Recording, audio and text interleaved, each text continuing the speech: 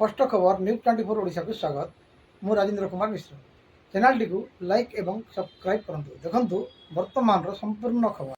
कलाहांडी जिला भवानीपाटना जिलापाल कार्यालय सद्भावन गृहठारे जिला स्तरीय जनगणना पुस्तिका प्रस्तुति प्रशिक्षण शिविर 2024 अनुष्ठित हो जाइछि।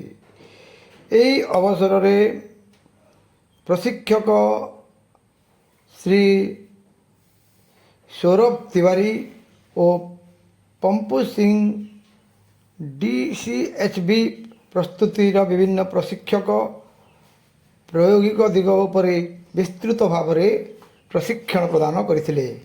एहाकु अतिरिक्त जिलापाल श्री तन्मय कुमार दरवान अध्यक्षता करिथिबा बेले डेप्यूटी कलेक्टर तथा जिला जनगणना अधिकारी श्री लंबोदर नायक उपस्थित रही प्रशिक्षक मानू उत्साहित करथिले।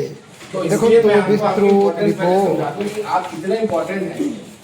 जैसे एन्यूमरेटर ने डोर टू डोर जाकर के डेटा कलेक्ट किया, वो डेटा किसी का पर्सनल डेटा है। नहीं बनेगा और रीजन कौन आएगा? आप। तो इसलिए मैं आपको आपकी इम्पोर्टेंस पहले समझा दूं कि आप कितने इम्पोर्टेंट हैं।